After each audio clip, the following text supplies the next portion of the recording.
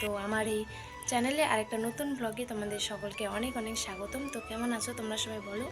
তোমাদের সকলের আশীর্বাদে আমি তো অনেক ভালো আছি। তো অনেক দিন থেকে ভাবছি যে আরেকবার যাবো কোচবিহার। তো আজকে যেহেতু চান্সটা পেয়ে গেলাম, তো চান্সটা আর হারতে চাই না। তো চলো ভিডিওটা দেখতে থাকো, অবশ্যই দেখতে পাবে। আমি লেট হয়ে যাচ্ছি, রেডি হয়ে তারপর তোমাদের সাথে কথা বলবো। আর আজকে আমার একটা পার্সেল আসার কথা, দেখি পার্সেলটা আসে কিনা। আমি চলে যাওয়ার পরে যদি আবার আসে তাহলে তো নেওয়া হবে না। তো চলো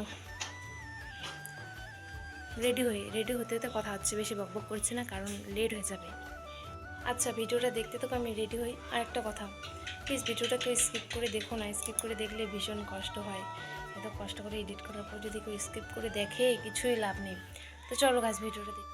তো গাইস পার্সেলের কথা বলতে বলতে সাথে সাথে পার্সেলের ফোন চলেই আসলো। তো বেশি লেট না করে ছটাপট করে দৌড়ে গেলাম, গিয়ে পার্সেলটা নিয়ে নিলাম।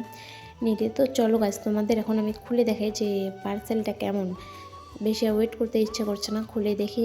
পার্সেলে আমি আসলে 5টা ওড়না অর্ডার দিয়েছিলাম। তো চলো তুমি দেখো কী হয়েছে বলো তো। পার্সেল মানে ডেলিভারির বয়টা আমাকে অনেক আগে ফোন করেছিল, যখন ভিডিওটা আমি এন্ড করি তখনই ফোন করেছিল। আর আমাকে বলেছিল যে মোবাইলটা হাতে রাখবে, একটু পরে ফোন করছি।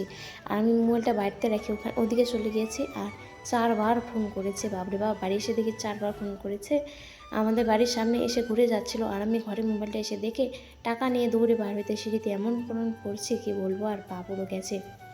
তো দেখো গাইস, এই যে একটা ছিল হোয়াইট, একটা ছিল ব্লু, একটা ছিল ব্ল্যাক, আর একটা ছিল এই কালারটা আমি জানি না, আর একটা হচ্ছে রেড।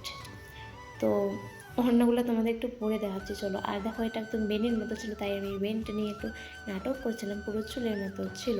তো চলো অন্যগুলো একটু পরে দেখাচ্ছি, দেখো কেমন লাগতেছে।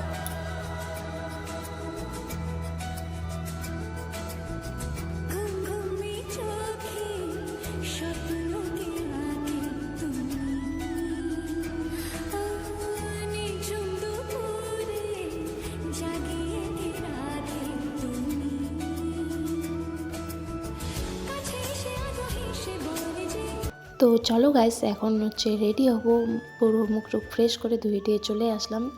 তো চলো তোমরা ভিডিওটা দেখতে থাকো। আমি রেডি হয়েছি, আগে চুলগুলো বেঁধে নিলাম সুন্দর করে বেনি। বললাম না ওই যে আমার ওড়নাটা একদম বেনিটার মতো ছিল, দেখো বেনিটা ওড়নাটা সেম।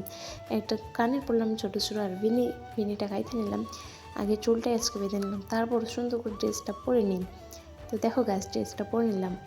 তো বলো ড্রেসটা পরে কেমন লাগছে। দাঁড়াও এখন আমি একটু শুধু হালকা করে আরেকটা জিনিস বাকি আছে, সেটা করলেই আমি রেডি হয়ে যাব। সেটা হচ্ছে আমি একটু চোখের মধ্যে একটু কাজল দেবো আর একটু লিপস্টিক পরবো, সেটা বললে আমি রেডি। তো গাইস দেখতে পাচ্ছ ফাইনালি আমি রেডি। তো আমাকে কেমন লাগছে কমেন্টে বলো। এই ড্রেসটা সেদিন নতুন নিয়েছিলাম, তোমাদের দেখিয়েছি।